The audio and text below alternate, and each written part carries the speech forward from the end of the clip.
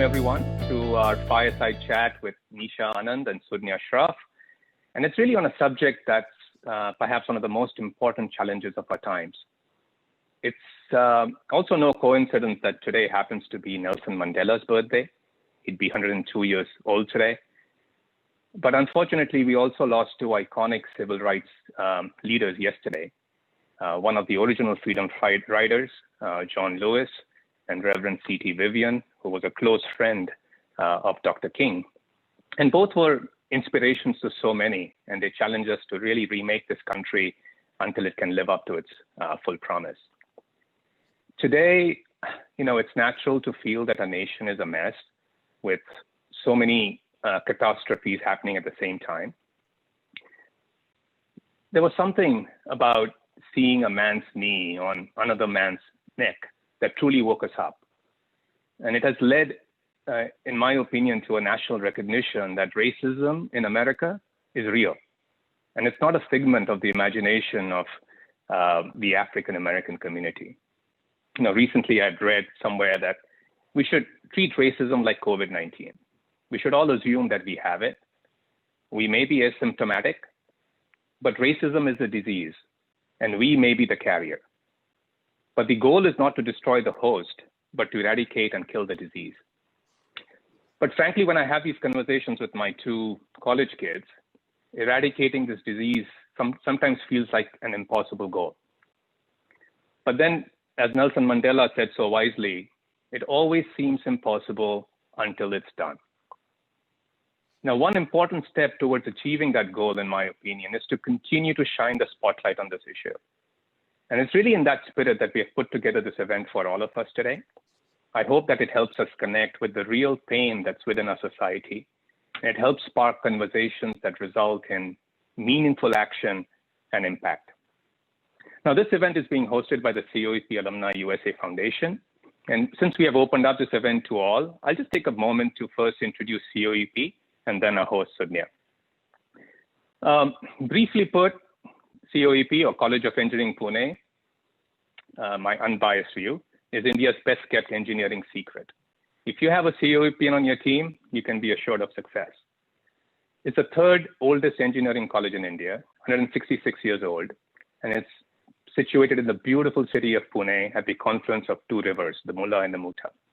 It has a rich history, and it's recognized as a cultural, educational, technology, and manufacturing hub. And more importantly, Pune has consistently been a center for social reform in India. So with our roots in Pune, it's no wonder that while COEPians are recognized as entrepreneurs, innovators, and pioneers, we are also at the front lines of cultural and social reform. So just a quick logistics, we really want everyone to participate in this discussion today. So please engage with us through the Q&A window, and we're going to do our best to address as many as we can. With that, I'd like to introduce our host of this chat, Sudnya Shroff. Sudnya is one of our own alumni, a 1995 engineering graduate of the ENTC department. She's a trailblazer, and my impression of Sudnya is that she never does anything half-heartedly.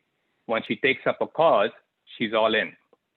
She has worked hands-on alongside migrant and refugee populations across remote Orissa in India, Lesvos in Greece, and in the United States as well. She uses a platform as an artist to raise awareness of prevailing human rights injustices and works passionately to create actionable ways of contributing to their eradication. So Sudnya, welcome, and it's over to you. Good morning, everyone. I am delighted to introduce to you today community activist, social justice hero, and CEO of Dream Corps, Nisha Anand. Previously, she served as Chief of Staff to CNN commentator Van Jones. She has traveled around the world promoting human rights, and in 1998, she was even arrested for distributing pro-democracy pamphlets in the military dictatorship of Myanmar. Now, at Dream Corps, her work centers around criminal justice reform, tech equity, and green economics. Thank you, Nisha, for making time for our community of COEP alumni, and now even the extended family and friends that have joined us. Your perspective is going to be especially insightful for all of us today because we are a collective group of technologists much like your parents who immigrated to this country as professionally skilled workers and have now become part of the American fabric. We also have an audience from overseas, as we can see from the chat, and I welcome all of you from the varied time zones for tuning in. The parallels of anti-Black racism among South Asians in the American context with the anti-caste and anti-religion prejudice in the Indian context cannot be lost on any one of us. We can apply all the learnings and unlearnings from one to the other. And that's why I thank everyone who has joined in, because this is actually a conversation that goes way beyond just the black and white racism that gets talked about a lot and is getting voiced right now, but to all levels of prejudice and discrimination. We are all here because primarily we recognize that racism is a deplorable injustice, and we also recognize that it is a very, very hard topic to talk about. By its very nature, the ideology of racism is meant to divide, not just between groups of people, but even within our own communities, within our friends, within our families, immediate circles. And I think that is something that each of us is facing at various levels. I want us to take a moment to recognize that by showing up today as a group, we are doing something courageous. We are daring to allow the possibility of feeling a lot of discomfort, even as we uncover our own unconscious biases and blind spots. On the eve of our talk, like Dimple just mentioned, America lost a titan of the civil rights movement. Truly, John Lewis, C.T. Vivian had just passed. John Lewis, who succumbed last night to pancreatic cancer, only the second Black man to be sent to Congress from Georgia, which is actually a home state for Nisha. So Nisha will have a lot of really insightful things to share with us today. He was also affectionately called the conscience of our nation and a man who kept causing good trouble. And I've been called a troublemaker all my life. So I really, really relate to that part of John Lewis's life and take a lot of inspiration from him.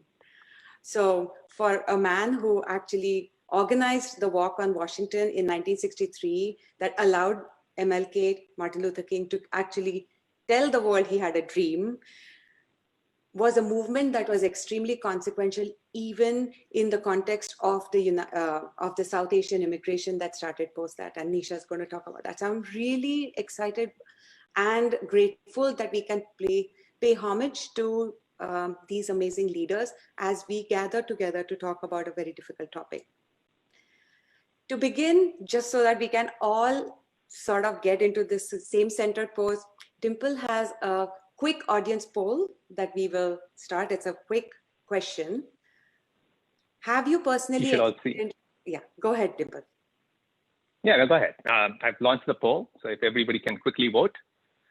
And once you all have done, I'll share the results.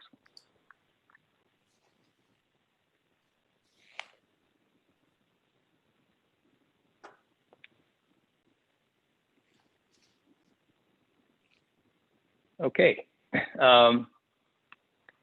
76% says yes, 24% no.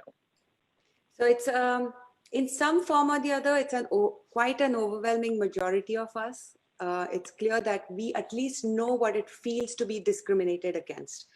The extent will be different. Our lived experiences will be very unique to us, but it's a very intuitive feeling for any human, actually any animal, to know when they are being discriminated against. And that's the fundamental principle of human rights, which is why we care so much about it. So without further ado, I'd like to jump straight into the questions because I really want Nisha to do all the talking. She has so much that she can share with us. So Nisha, thank you once again. And it's lovely, lovely, lovely to have you here.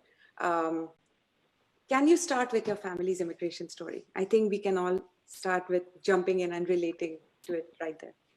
Sure. Thank you so much for inviting me. And last night, I went to bed with the news of John Lewis, and I could not, I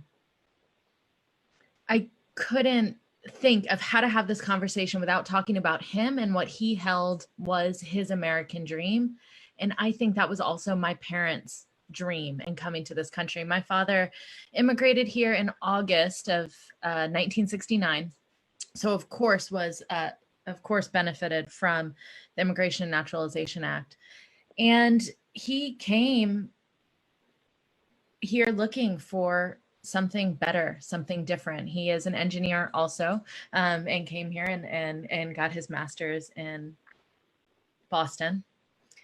And I usually tell the story to talk about the partition when I talk about why I'm here and why I'm still here. And I know that's a story that's in every single one of us attending today.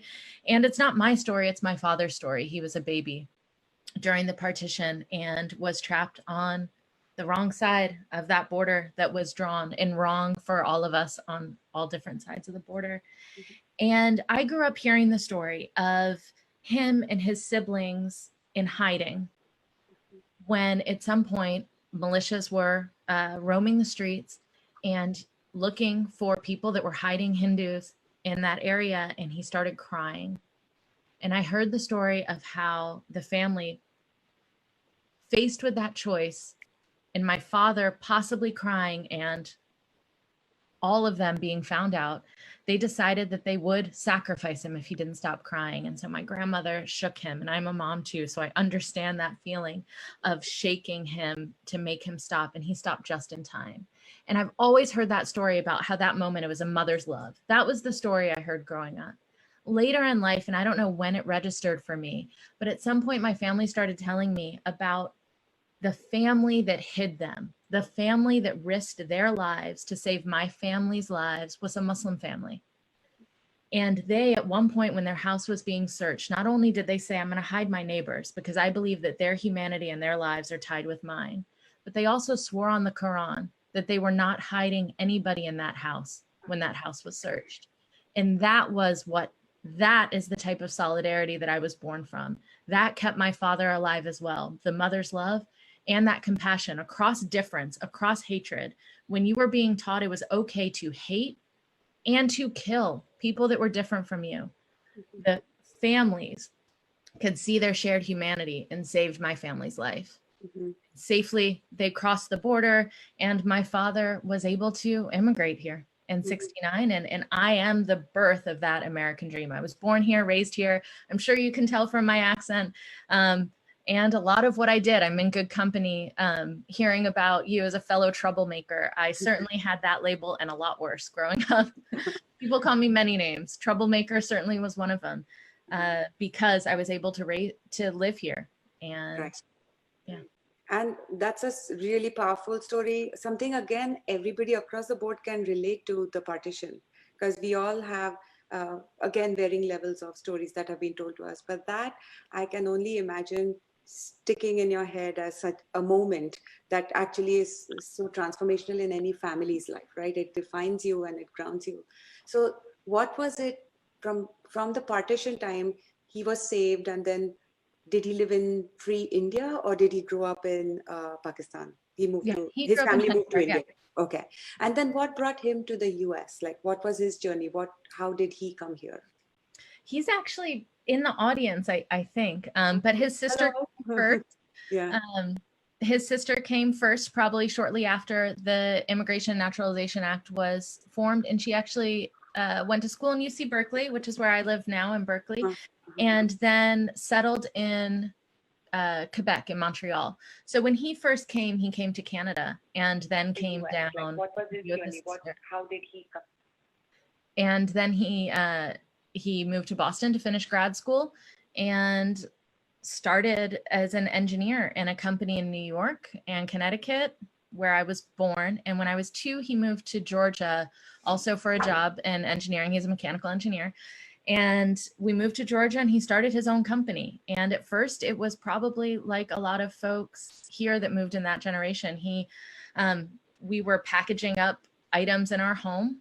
He had his best friend in India, also an engineer through school, started a company there. And I like to joke that my dad's dad was the first person that discovered outsourcing, which obviously wasn't true, but it was very true in my life. His best friend in India would make the parts in India and he would sell the parts here in the States, and they worked like that for years. That's amazing that he moved from New York to Georgia. Like that is a big difference, right? Culturally, even within the United States. Can you expand a little bit on that? So I grew up in Georgia. I was 2 when we moved there. So I have no recollection of growing up in the North. I grew up in the South, and Atlanta is a very divided city. It is very Black and it is very white. And we benefited from the whiteness, honestly. And I think we're going to talk about this a lot more today. The neighborhood that we were able to move into because we had money was an all white neighborhood. And there's this one story that it was being built at the same time a country club was being built. And if you could buy a house in that neighborhood, you got automatic membership to that country club. Right, right. And it was a white neighborhood, and their assumption was the only people who could afford a home in that neighborhood were white people. They didn't expect Indian immigrants. We were very new. We weren't a concept that was known in Atlanta. And for years, we were the only brown family that was part of that country club, up until very recently. And I don't know on the books, obviously, if there was an explicitly racist policy. It was circumstances. Right. However, you know, it was one of those old Southern country clubs. Women weren't allowed to be members either. It was only, you know, the male householders. And did you face any explicit racism? Because it's, you know, even Indians, we present ourselves along the whole white to Black shade. Some of us present ourselves whiter than others. Others are, you know, darker skin. While living in the white neighborhood of Georgia, did you know, we can't escape the fact that we are people of color. Even the whitest of the Indians are still relatively colored. So did you face any very explicit, because this is a long time ago, we're not talking about today, it was when you were younger. Did you have to navigate racism anyway in your neighborhood and then your school? Absolutely. I don't think you have to be spit upon or beaten up to experience explicit racism. Growing up in the South, in a white, wealthy neighborhood, the money was such that I went to a school. I benefited from a school system that was much better funded than schools in the poorer neighborhoods. That was a benefit I experienced because of the history of racism and racist policies. And I also, you know, there's the little things that we all experience. Absolutely. Growing up. What are you? Who are you? People speaking to you slowly because they assume you don't know English. And if you look a certain way, there was all of that racism. But I benefited more from the privilege, white privilege growing up in Atlanta. And I can say that although we suffer all as people of color in this country, which was built on a legacy of racism, we don't all suffer equally. And anti-Blackness is a different type of racism than anti-Asian racism. They are different. It doesn't mean the suffering isn't there. It's different. And I think you can look at anti-Blackness in India as well. Right. Complexionism is real. It existed in us back then. We brought it with us here as well, on a country whose wealth was generated on anti-Blackness. The enslavement of African people from the beginning founding of what is America is what generated wealth for this country. So all of us living here benefit from that privilege. And I know we're going to talk a lot more about that. So right. Actually, I was just thinking maybe now is a good time to expand a little bit about the model minority myth, because we as a community have played into that whole let's just first, I'll let you explain what is the model myth, why we as a community of successful South Asian Indians are used to further divide and have us play the racist card against people of color. And how are we playing into the hands of those who want us to play? Absolutely. I think it's interesting. We should probably talk about policing. Okay, yeah. About this conversation as well too. Yes. But one of the best examples when I was young, and I used to actually travel the country giving workshops about anti-racism back in the early 90s. And I would talk about this story, and it's so relevant now, which is that when the settler colonialists first came here and had enslaved people, they also had poor white people as well, indentured servants. And Right. one of the first things they realized was that poor white people and enslaved people were working together and fighting together and living together because there was such a common bond. The fear for the power, the property owning white men in this country, the fear was of mutiny.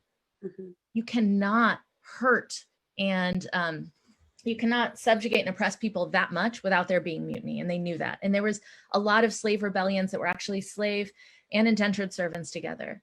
And one of the first things they had to do was separate that to keep their power.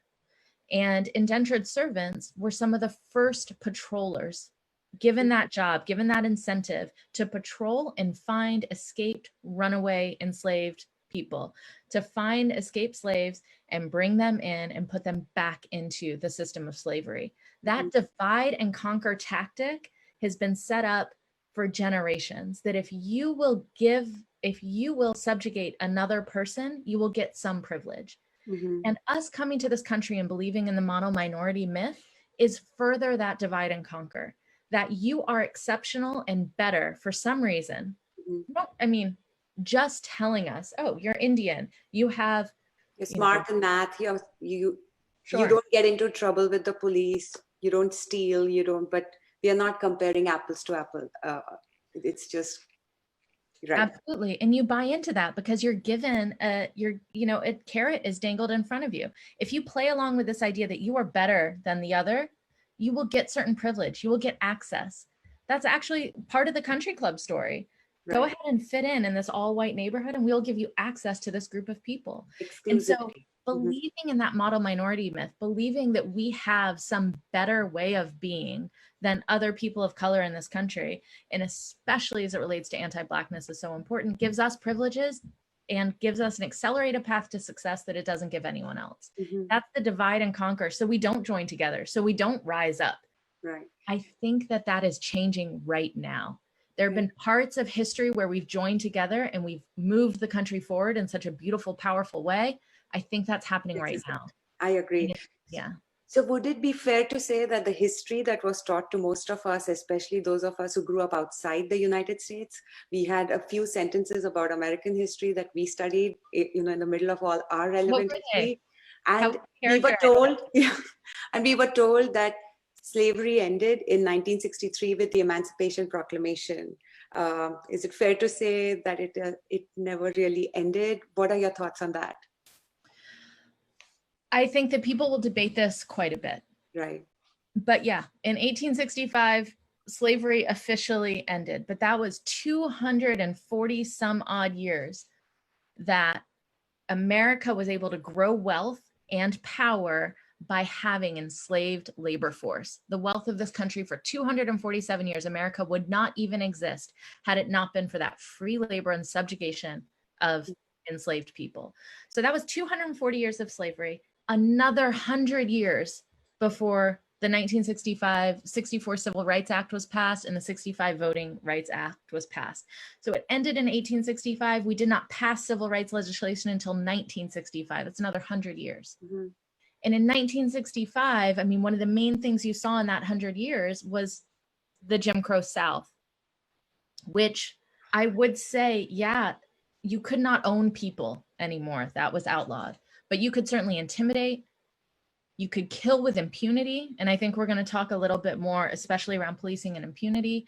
The stories of, in that 100-year period are horrific. And just because they aren't as horrific as enslavement, they're almost as horrific. And then the next 100 years that we're living in right now, you saw what happened to George Floyd. Right. And that to so many others. Extension of the possibility, that same police force we talked about with indentured servants, that 100 years of intimidation so that Black people in this country could not vote, could not own property, there's no lifting yourself up by the bootstraps during that 100-year period for Black Americans.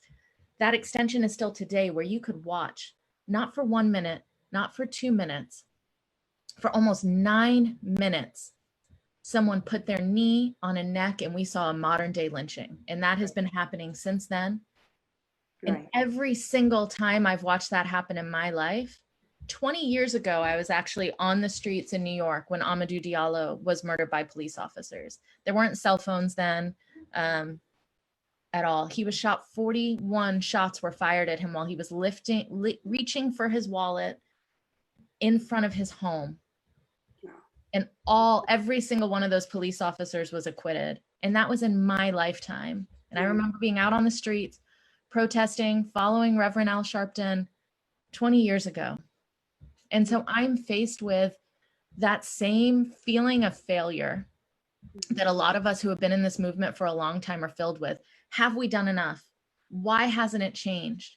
I'm also filled with that great deal of hope and determination, which I think is what Representative John Lewis embodied, is that every generation we push ourselves to create a world that is better than the last. It is the duty of every human who is in this country and comes to this country. It's part of the deal that is America. I think it's required of our citizenship that we make this country better than it was before. With a history so ugly of the enslavement of African people and the genocide of Native folks, that history, the reality of the founding of this country is so ugly.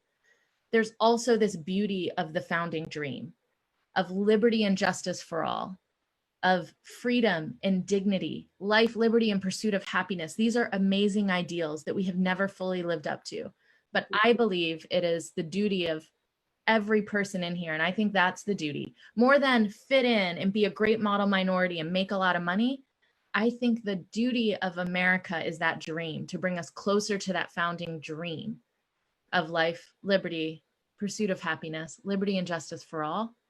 Right. That's what it means to me to be in this country. And that's really make it apply to all, because the ideas were beautiful and they still hold. They just weren't applicable to everybody. And even the Emancipation Proclamation, it's interesting how you mentioned that it was the poor white people who were made into the first police force to find escaped slaves. The whole concept, the sentence of the Emancipation Proclamation where it says slavery ends today except as crime for punishment, I think that was a compromise Lincoln made in order to get the Emancipation Proclamation to pass, but it was also a big loophole that he gave those who wanted to use the loophole, which probably leads us into the 100 years and now our current 100 years of why American police brutality and the incarceration, the entire privatization of jails, just the whole system, why does it reek of slavery? Like, why are the numbers, you're right. So it is horrific. This is something I've dedicated my entire adult life and career to, is on criminal justice reform. The 13th Amendment did allow for a bit of a loophole that says if you have been arrested of a crime, you are no longer free. You lose those rights. That's prison. We've all accepted that that's a fine. Pay for breaking, yeah. People think that's fine. But what it actually means, I think that the over-incarceration started at that point. We've seen tough on crime eras ever since then, and they have been aimed at this has been aimed at the Black community more than anyone else. In the US, just numbers wise, we have 4%, 6% of the world's population. We have 25% of the world's prisoners. I know. That is disproportionate. Yeah. 1 in 4 African-American men are under some type of criminal justice surveillance, whether it's being in prison, on probation, on parole, and some type of surveillance are part of this criminal justice system. Right. Even my little town of Los Altos, where we live, just released a report yesterday for our police system. I think our town doesn't even have very few, maybe 1% African-American families. And still there is an overwhelming, the last 3 years records show how skewed the numbers are and how often Blacks and Hispanics were either stopped or arrested or just surveilled. And I've often wondered, because me and my children, we are people of color and we haven't had the same experience. Why is that? This implicit bias, this type of racism and fear is part of our it's in our blood. I don't know how to explain it better than say we get these signals from a very young age that you should fear the other, that there's something about difference, and it makes you feel good about yourself if you're not as bad as the person next to you. I mean, that's human behavior, right? We all think that we're a little bit better than the other. So I think there's something about implicit bias that we all have to combat. Right. Right. Because it's devastating to watch. My son, like most of us, no one can tell what he is. And he's a teenager, and we're in California, he looks Latino. I assume everyone speaks to him in Spanish. He fits the stereotype of somebody that might be up to no good if you see him walking around the street. And so I've actually been able to see a bit of racial profiling for him. Right. He actually, his friend walking home from school, who's a strapping, gorgeous, white, blonde hair, blue eye kid, stole something from the corner store. And my son got banned from life. Right. See? Banned for life. Yeah. Because he was there. Now my son would never, like, he's terrified of stealing things. He's like, that's not him. And, you know, I've seen those effects growing up here. It's still and this is liberal Berkeley. It still exists. Right. Right. Your question, I think, about why is the criminal justice system so targeted towards people of color? I think it's this history of slavery. I think it's the legacy of racism, but that's really hard for people to wrap their minds around. They don't want to say it's true because you're like, well, I've never been arrested, but I can tell you the people in prison for nonviolent drug offenses have done things every single person watching this have done. Correct. You could go to an Ivy League school, you could go to MIT, you could go to any college campus right now and find kids in possession of marijuana and drugs. Yep. And if they have a real problem with any of these things, rich families can send their kids to rehab. Poor families go to jail. They have to. Right. If you can't pay the money for a good lawyer, they don't even argue your case. You just take a plea deal because that's the easier way, and then you're stuck in jail. So from a young age, you can't pay to get a good lawyer. You get put in the prison system. The prison system does not make people better. There is no rehabilitation in there. If you do not believe me, go visit one. Yeah. It is a mess. People leave worse than when they started. That is backwards. There is no other industry in the world that would get rewarded for putting a product in and making it worse on the outside. Absolutely. So people go in, there's no rehabilitation, you get worse. And so even from a young age, you can start this entire life you weren't destined for just because you couldn't pay a fine when you got pulled over and caught with weed in your pocket. Right. It sets you up for a life of failure, this system. The entire thing needs to be reformed every step of the way. Our schools, we spend $60,000 to $70,000 to house somebody in prison. We spend on average $11,000 to put a kid through public school.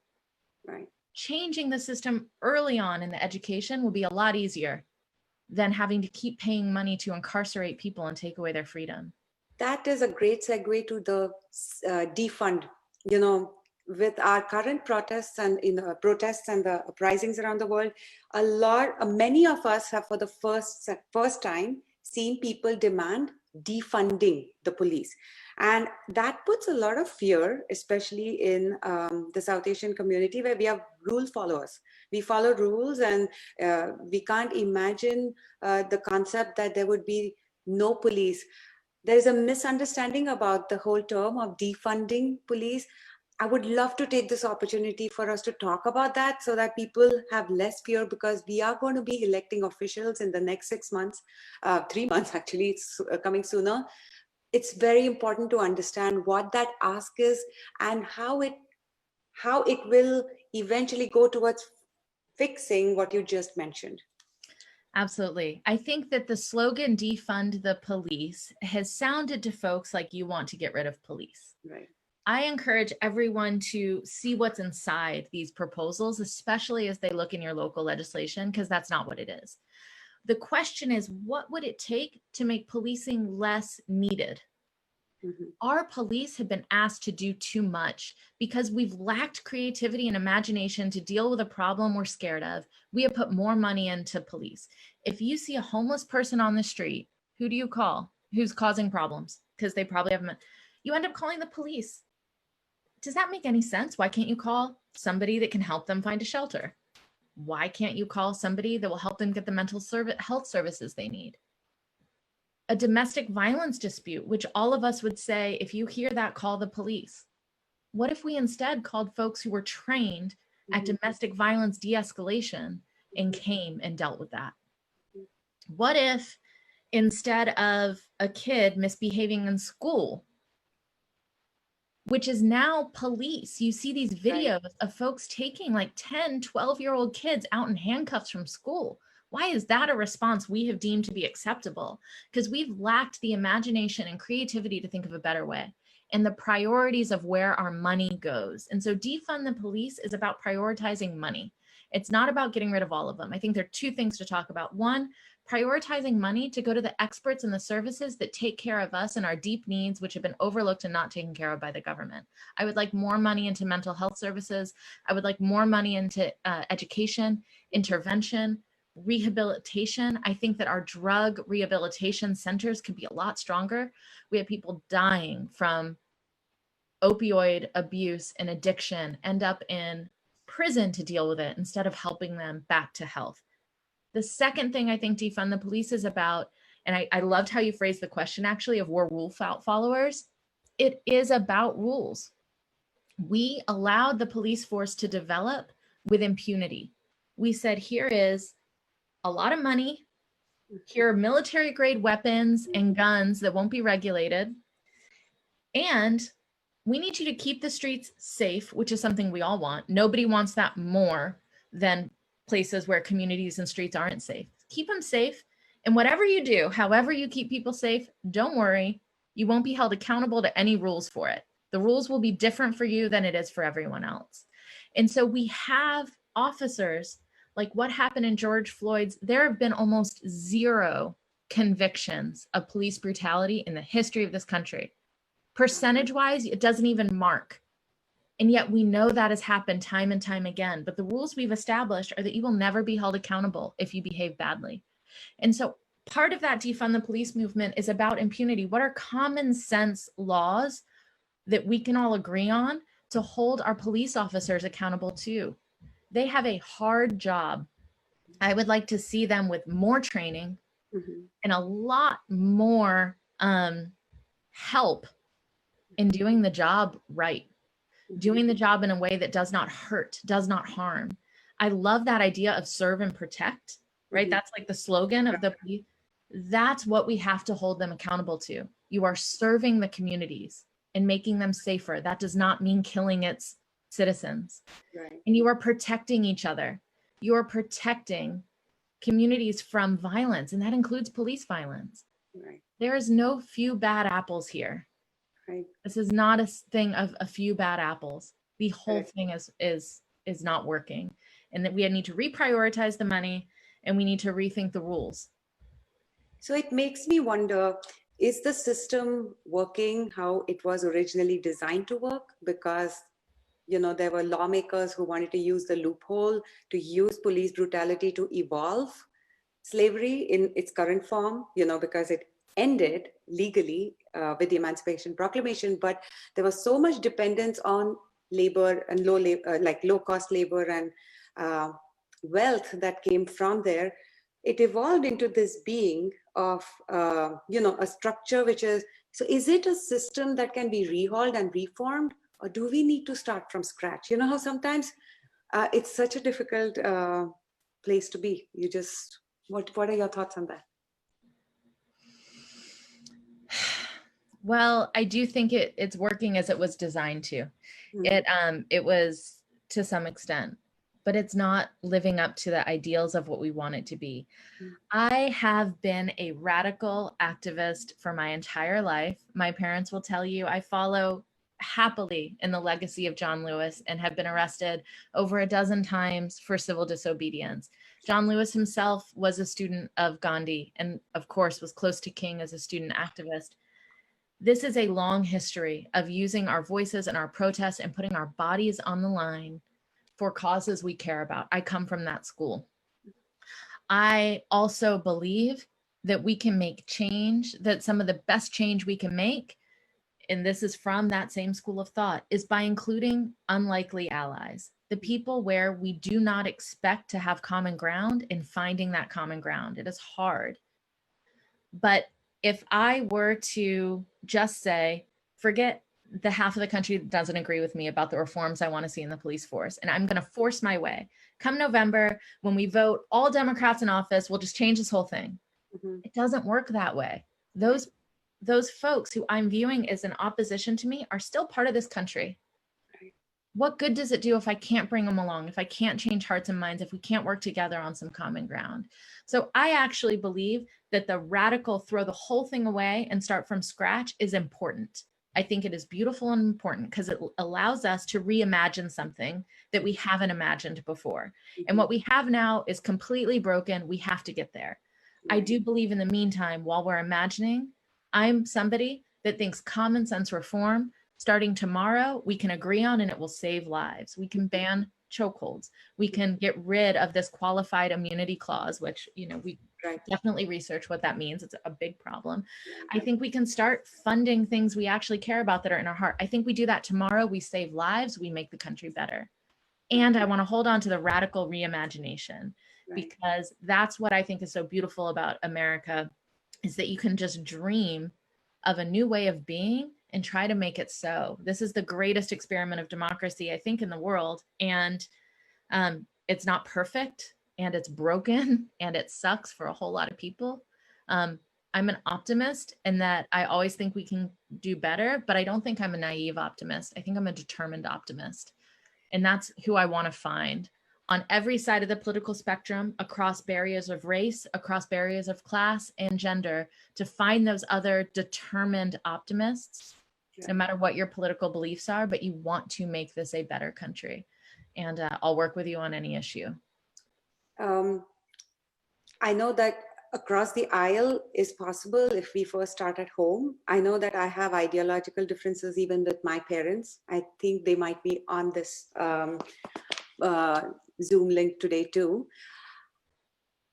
I'm almost wondering, is there something that you could advise, because you've done so much work in finding common ground, and I'm inspired by that because I find it particularly hard for myself, that when somebody doesn't see the world the way I see it, I'm actively trying to learn how to see the world the way they see it, and then find something where we have a common interest and then work towards it.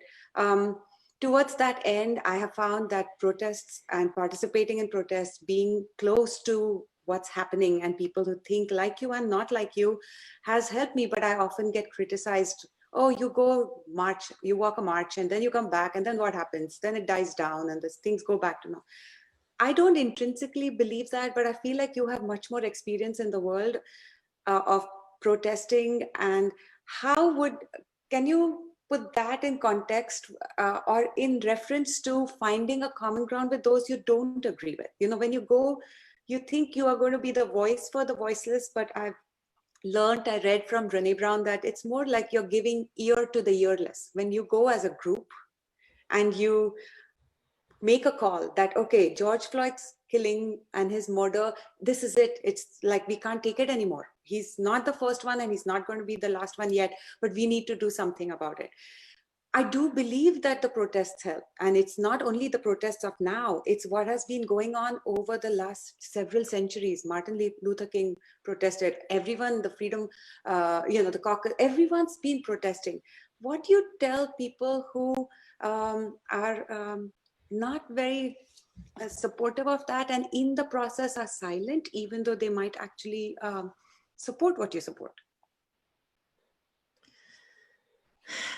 It is easier to be silent. You can look back on history. I think this is really interesting when folks are like, oh, if I was, part of the anti-colonial struggles, I would have done X, Y, and Z. If I was part of combating Nazism in World War II, I would have done, A, B, and C. If I was part of the civil rights movement, I would have been down and on those buses and lunch counters, and I would have been. We are in that same moment. And what you're doing now is what you would have done then. So I think, first of all, we cannot be silent. I think every great leader that we look up to will tell you that exact same thing. Do not be silent. Find your voice and speak what's true for you. I believe that protest, not just in this country, but of course in India, that has moved the entire world forward. It has always had an important role. And I love that, giving ear to the earless and giving voice to the voiceless. It does change hearts and minds. You cannot erase the picture of John Lewis as a student on that bridge in 1965, on the Edmund Pettus Bridge, fighting for voting rights, which are now being stripped. The Voting Rights Act that passed because of that in 1965, some of those same regulations are being stripped away right now as we speak. But you cannot change that image. And this is actually what I think Gandhian nonviolence and civil disobedience was so good at showing. That image of seeing somebody, a young student, John Lewis, with his backpack on, getting beaten. It is atrocious that we see this, but peacefully, he put his life on the line. And we can look at that now and see that being willing to risk your life for that legacy changes things. I do not want people to feel like they have to risk their lives. I feel like we have a lot of tools now where we do not have to get violently beaten up to make a point. We do not have to go on hunger strike and be ready to die to make a point. I think we can make it in a lot of other ways, but because we're not sacrificing our lives anymore, it's seen as kind of like weak. Oh, what, you're going to kneel during the national anthem? What's that going to change? Right. A lot. It changed a lot. It actually did. And actually, I think that you're perfectly poised to offer us some actionable items. That's what I'm going to ask you. Direct our righteous rage. We all feel the righteous rage in many different ways. Many of us, I know, have walked this time who may not have walked before, have participated. Many of us have become more aware, and it comes to us in different points in our lives. We are all at different stages and phases of our lives as well. And that's what I find powerful, is we don't all have to walk in a protest, but we can all contribute, and there are actionable items, and we all have that righteous rage. We all have the moral outrage. We all feel it. And that's why we are in this conversation together. And we also have family members with whom we disagree. But there's nobody that we disagree who does not fundamentally have something in common with us. And that finding that common something is, I think, where we can begin to take action. So I'm going to leave this part for you to inspire us with, and even share with us what you do in Dream Corps and offer us as technologists primarily. But now that it's open to such a large audience, I know everyone's thirsty to be part. I get people who come and say, tell me what I can do. And I truly don't have answers, but I feel like you are perfectly positioned to give us those answers. I will give you the answers I have, of course, and I hope that it'll encourage you to look for answers as well. I think the most important thing right now is to realize what you just said. We all have a role to play, and we all can play a role. We sit in very different parts in society, which means we can have very different places of influence to change things. And I think embracing that is really important. Another thing I think is important is to be uncomfortable. These conversations aren't easy. But one of the first things, the organization I run was founded by a civil rights leader, Van Jones. And one of the earliest lessons he gave me was, Nisha, hope that it's your fault. I messed up. It was a really bad error. Actually, I could still debate that. I don't think it was, that bad, but he certainly made a point of, for about a week, we fought about it. And finally, at the end of the week, I said, look, I think that I could have done this better. And he said to me, that's all I wanted you to say. I realized this mistake that happened, 99% of it was your colleague's fault. 1% of it was yours. But I needed you to admit that 1% for us to move on. Mm-hmm. Because if you can admit that 1% where you're at fault, then you can fix it. Mm-hmm. And I think that that's what we're looking at. A lot of times when we hear racism, we think, well, I'm not part of the KKK. It can't be me. Right. I agree. That stuff is terrible. What it looks like is horrible. That isn't me. That isn't you. It's not anyone I come across. But is there a part of racism that is part of all of us? Can we recognize anti-Blackness in ourselves somewhere? I can tell you right here, for me, of course, I grew up in this country. I know it's there and I hate it. But admitting that that is part of who I am, and I run a racial justice organization that fights for Black lives every single day by a Black civil rights leader. But if I can recognize that, then I can change it. Hope it's your fault. I think that's number 2. Hope that something about this is your fault and you can change it. Which leads me to the third thing. Read, research. If your kid was infected with a rare disease you've never heard about before, you wouldn't all of a sudden be like, but I don't know what to do. Tell me about it. Teach me. What does this mean? You would get on Google. You would call everyone you knew that might have heard about this disease. You would research it in depth until you knew every single in and out of it. And I think that's a piece of US history we can all do. Where does this come from? What is the history of immigrants versus Black folks in this country? Learn those things so you can better understand why it's part of the system that we benefit from. And I think once you realize what a benefit we get from that anti-Blackness, we don't benefit as much as other populations, but we do have a benefit. Our suffering's not equal. Our benefits are not equal. Right. But if we can learn that and study it, we can do it. So now for the actual, what you can do is get involved. I think once you have that history, it's my fault. I'm willing to be uncomfortable and say something about it. And I've studied enough to kind of know that this really does exist. Then it's time to take action. And at Dream Corps, we work on criminal justice reform. We pass a lot of laws and legislation. We do it in a bipartisan common ground way to reform the criminal justice system. We passed about 18 bills in the last 2 years, including the largest federal criminal justice reform legislation called the First Step Act. 87 senators passed this law that was then signed by Trump that released in its first year 7,000 people. It impacted 30,000 women behind bars. And since then, we've passed dignity for incarcerated women legislation so that women can no longer be shackled during childbirth in prison. Does this completely transform the criminal justice system? No. But is it something there's common ground and we can do tomorrow? Yes. So that has passed overwhelmingly. And in Georgia itself, unanimous decision to pass dignity for incarcerated women laws. So on criminal justice legislation, what I do is work on changing the laws that have been completely unjust and unequal for a while. We didn't talk at all about climate, and in interest of time, I will pass that, but I believe climate change legislation is also an area for common ground. Actually, briefly, I think it's worthwhile just putting in a sentence about it, because we do have a population that feels they want to contribute to climate justice, but sometimes not aware how closely it is linked with racism. Absolutely. Yeah. I mean, I think all of society's ills can be linked to racism. I think sometimes when we think climate, we think about polar bears and rainforests. Right. And, okay, fine, I'll save some money to save wildlife. That's not what happens. A kid in a poor neighborhood, when they wake up and go to school in the morning and they wait for their bus, which takes hours to get to wherever they're going, the transportation, the bridges go over their neighborhoods, polluting their air. Right. The power plants here in Berkeley, I have OK Air 20 miles up the road in Richmond is the Chevron refinery, right, polluting the air. And I don't have to tell any of you, you land in big cities in India, you can see what the air is doing in third world countries. It's not just India, it's everywhere. We have clean air here, pretty great because we have these regulations right, that you don't have in other countries.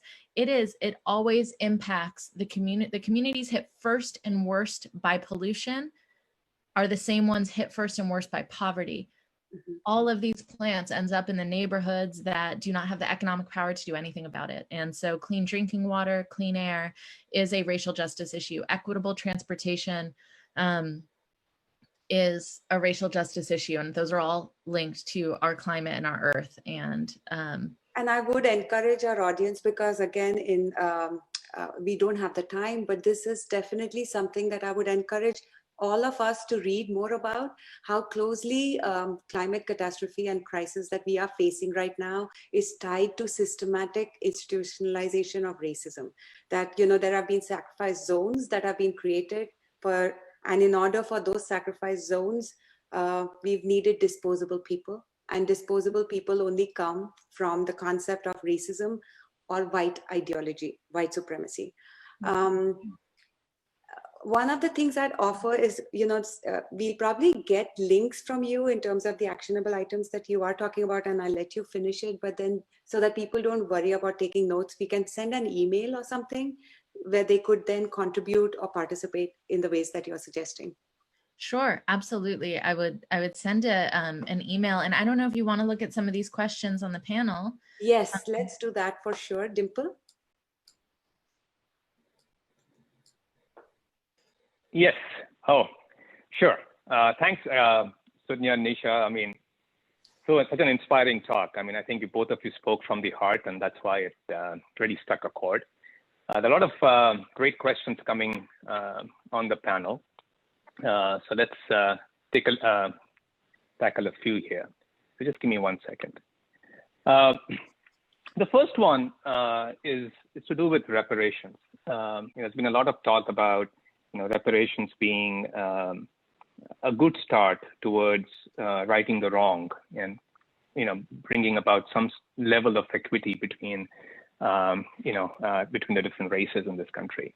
What are your thoughts? I mean, is this an achievable goal? And would this right the wrong?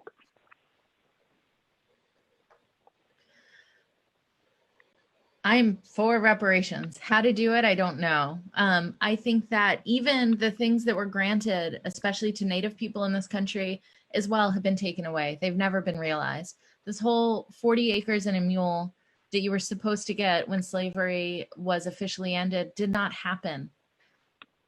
And knowing that it was not that long ago, in a lot of our lifetime, my Van Jones always says this. He says, I'm a 9th generation American, but the first generation born with all my rights.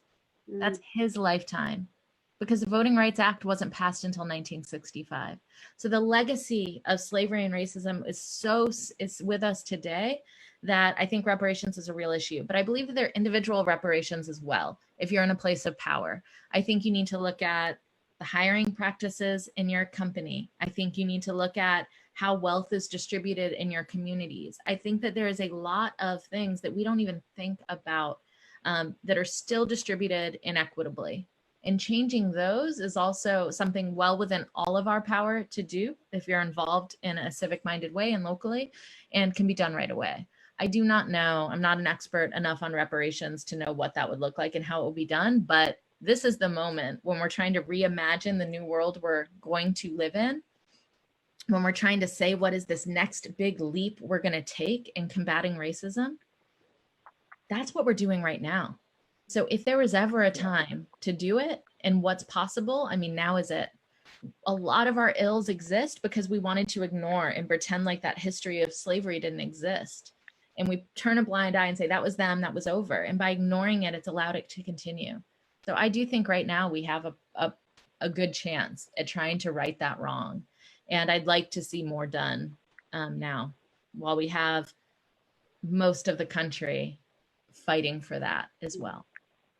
Yeah. And just like you, I'm an eternal optimist as well. And I completely agree with you that, while we should be looking at the big ideal that we all strive towards, we can make meaningful change, as we go along that journey.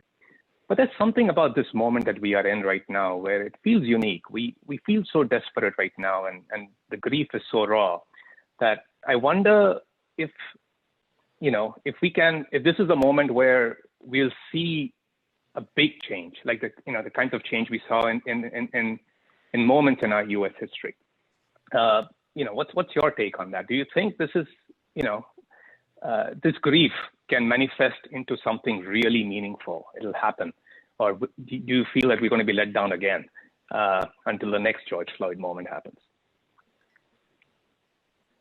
I hope that's not it. I think there was a perfect storm of the shelter in place moment and this already feel that we are connected more as humans than we knew. The fact that we depended on essential workers to get us through the pandemic, which we thought like, this is a group of people who have been systemically ignored. We ignored those folks that we are now completely dependent on for survival when the shelter in place happened. So that already there was a turning to see our shared humanity that was unique. And then to watch that lynching on TV, I think we all felt it. You could not have a heart and not feel something in that moment. So I do think something is different than it has been before. I told you 20 years ago, I was on the street for a horrific killing as well, and we didn't change it then. Something feels different, and it's just inside me at lunch. And I hope that that's the case. Something feels different. It will take all of us to keep that momentum going. Okay, perfect. Do you want to keep my fingers crossed on that one? there have been a few questions on the role of education, where a lot of people have talked about education being a cure to the problem, so to say. What are your thoughts on it? There is unequal access to education and whatnot, so the path's not easy. The starting lines that different people begin their races with are different. So what's your thought? And particularly, what can we do? Is there things that we as a community can do to help drive a change within education access? Yes, we have to. I think this is one of the most heartbreaking problems that I see. And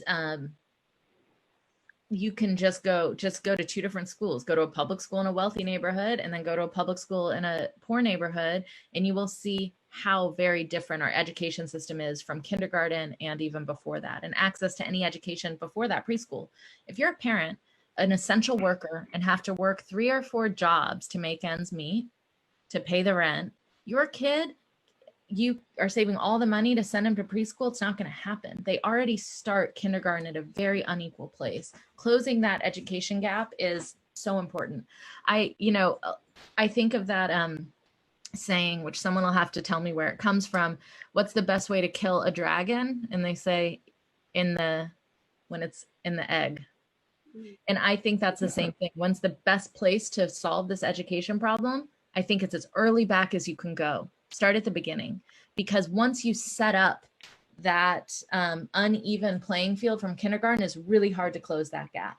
And all of our public resources are trying to close that gap, and that's failing everybody because there's not enough money for it. And we're just trying to play catch up in their entire lives, trying to play catch up. And our education system, it's not preparing anybody for the future that's coming. We're learning old, outdated ways of learning instead of being innovative and preparing kids for the future that's coming.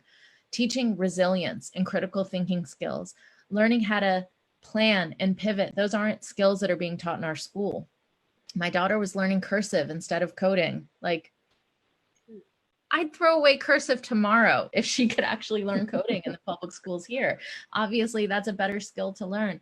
And so I think making it completely, we have to change how it's funded. I told you we had forced busing in Atlanta. I know we're running out of time. I don't want to spend too much time here, but yeah, I agree. Education is important. The entire thing has to change, and it can start with reforms in your own neighborhood. I think here I've seen an experiment where the PTAs have been revenue sharing for all of the schools in the area to try to distribute parent-raised funds more equitably among all the schools. There are little things like that you can do, because obviously the richer schools are going to have more money, and they're going to have the money to have computer labs or a PE coach. I know our school was debating if they can even have a PE teacher. If we could think about sharing resources that way, that's an easy thing that can be done.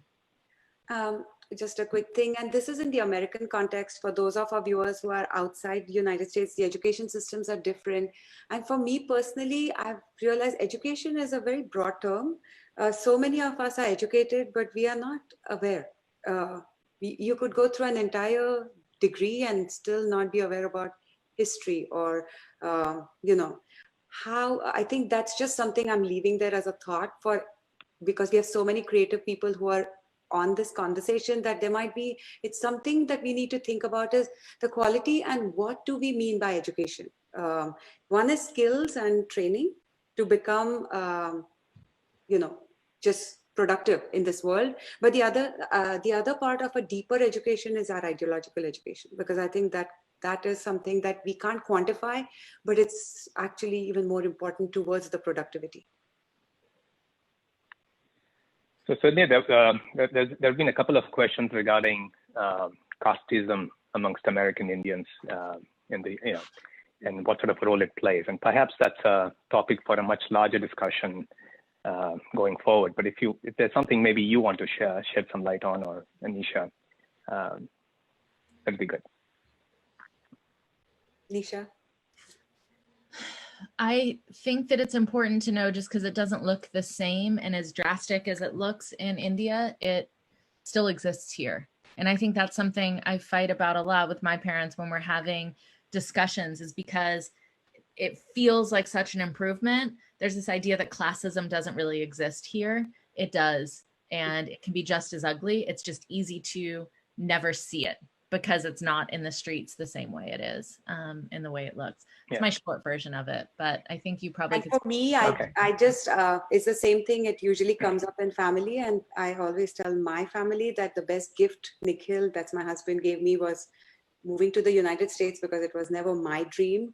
But because I moved from being part of privilege and what would be equivalent to a white experience in India, to moving to a position, I'm still privileged because of education. I was triply selected. I'm not the same as the person who does not have the opportunity to go to school in rural India that I work with, right? That's not the same Indian that I am, that the United States then opened up with the Hart-Celler Act to allow me to come. They are definitely not opening the borders to get people from Orissa, where I work, where people have never had an opportunity to study. That, if you compare them with the African Americans who are systemically institutionalized, then it would be an apples to apples comparison. However difficult my story may have been, I may have come from poverty, I still am a privileged person coming from the group of Indians that came to the US. So for me to be part of the minority has actually helped me become more aware in spite of the privilege. I've not even faced a fraction of racism that most people do. But that's something that's really important for us as South Asians. And I'm a child born in privilege in a family where casteism was a big deal. And it's very hard to talk because everyone wants to say, it's not me, I don't do it, I help them, I help her. See, I look after the driver's family, or I take care of my house help. The whole problem is it's not about helping. I feel like there's a quote by Leela Watson. She's an Australian Aboriginal leader who said, if you are here to help me, you're wasting my time.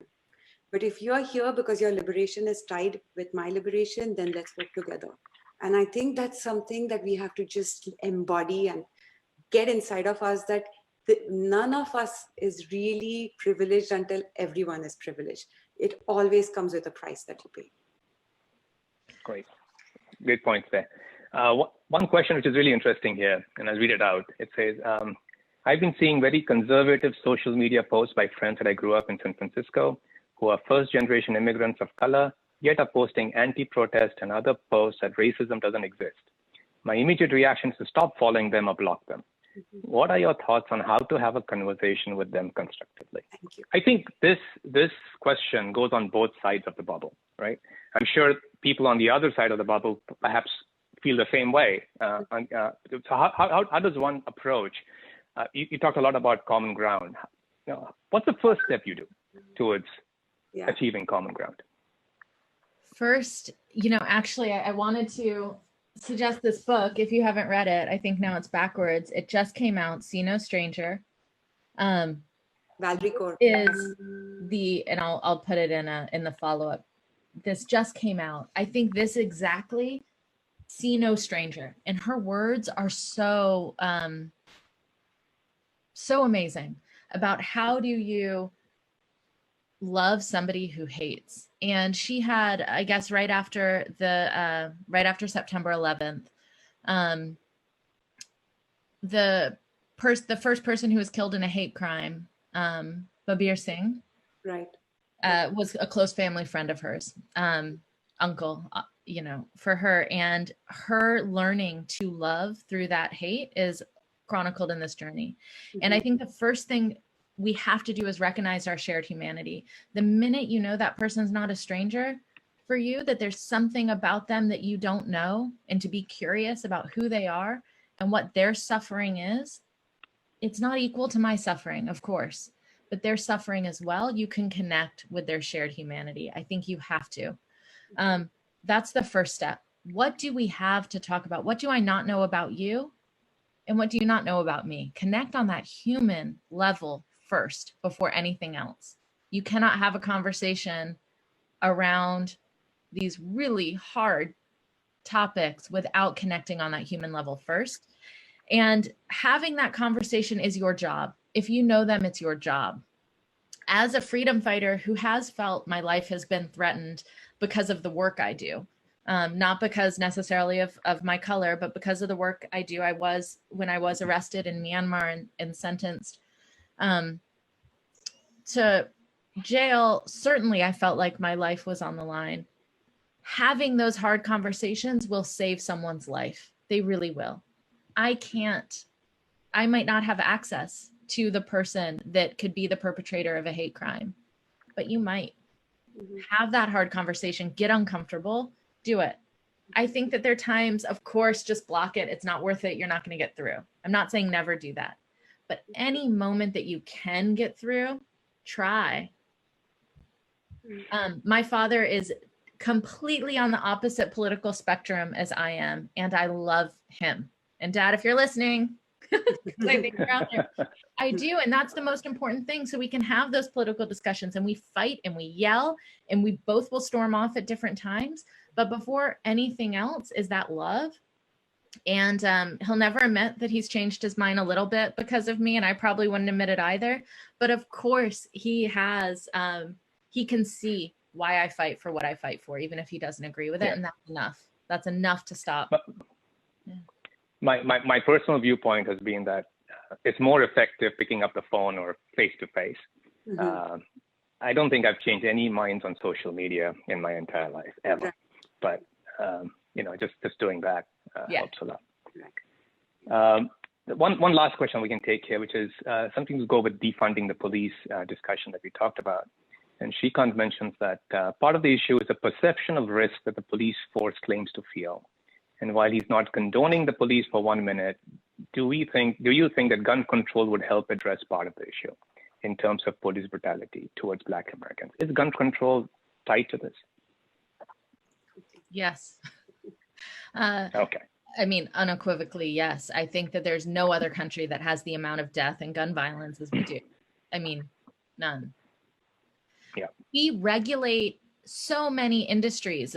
Like, for instance, we have building inspectors for all of you structural engineers out there, not because we hate builders, but because we have to regulate the building industry. We have meat inspectors, not because I hate butchers, even though I'm vegetarian. It's because I want anyone who eats meat to be safe. And I think that's the same thing with police and having some type of, and gun control. Like, it's not that I hate you as a gun owner. We have to have some regulations. I don't know why gun owners have zero regulations and police departments have zero. I do not hate police officers. They need some type of laws and rules to make it safer. And right. It's just interesting how all these issues are interconnected, aren't they, to get there. So the other question here, which was, I think, a pretty important question, perhaps most on this call can relate to, is this topic of affirmative action, right? Indian Americans in particular feel a little bit on the short end of the stick sometimes for the threshold that our children have to cross in order to get into the right Ivy League school or what have you. And many a times it's easy to sort of point blames at affirmative action, whether it's here or whether it's in India, where affirmative action is done on a pretty different scale altogether. What are your thoughts? I mean, is affirmative action still a valid framework to go forward with? If so, how long do we continue with affirmative action? The people that benefit most from affirmative action, I have this conversation a lot. I think we should say that legacy children have benefited and still do have more spots in these Ivy Leagues than any type of affirmative action has ever done, which means that if you are a rich white male property owner at the beginning of this country, your children and their children have benefited from a form of affirmative action. It's the same thing when I hear about welfare, that actually the biggest beneficiaries of welfare are corporations who have been given breaks for a long, long time. But we have this perception that it's not real.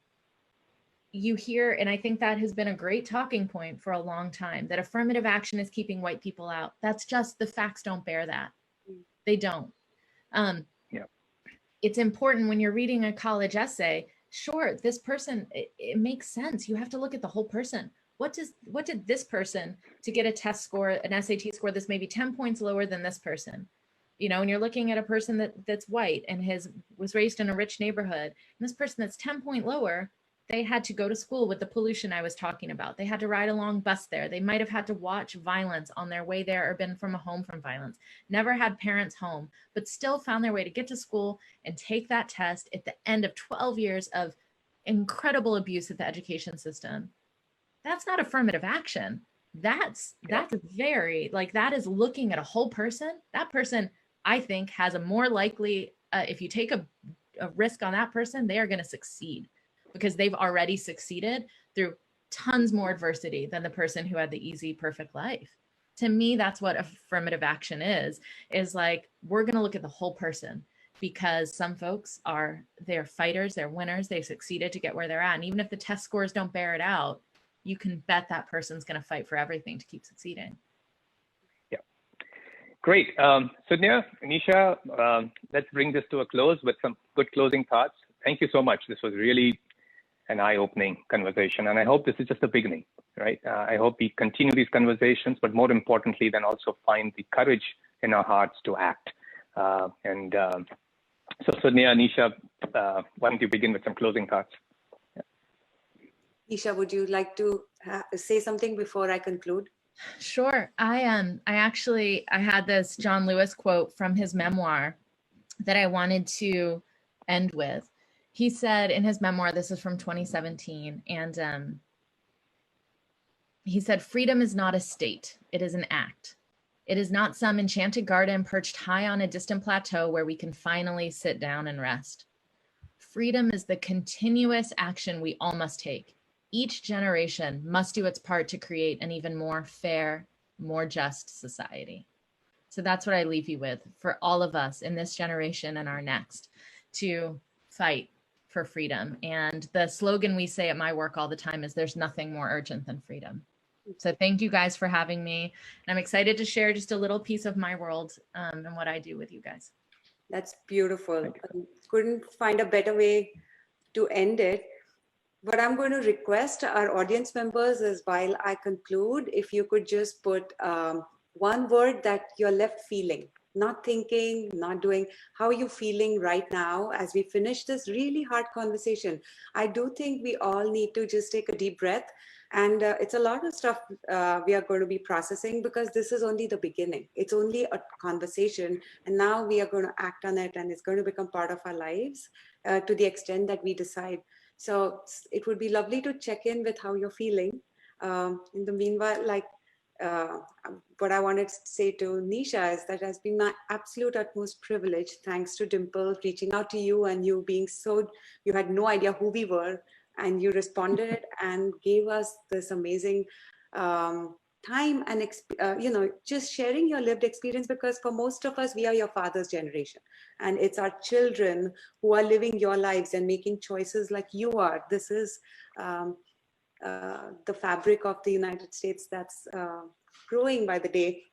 And I'm inspired by your passion-filled and mission-based tireless work in facing and eradicating actually racism. I know these are lofty goals, but I think like you said, we have to reimagine. So we have to really dream, and then we have to find the common grounds to make the take little steps towards a progressive progress in that direction. So thank you. And for all of you listening in from all parts of the world, this is really, really special for all of us, because when we are in this together, we realize that this is a collective problem with a collective solution that impacts every one of us. No one person can be a hero. No one person can be a solution finder. We are all in this together. So thank you very much. Thank you, everyone. Thank you, Nisha. Thank you, Sudnya. And just like everyone on the audience who are typing in their words like inspired, hopeful, determined, enlightened, I feel the same. Awesome. Thank you so much. And hope all of you have a great weekend. We'll continue these conversations. Thanks. Thank you. Bye. Bye-bye. Bye.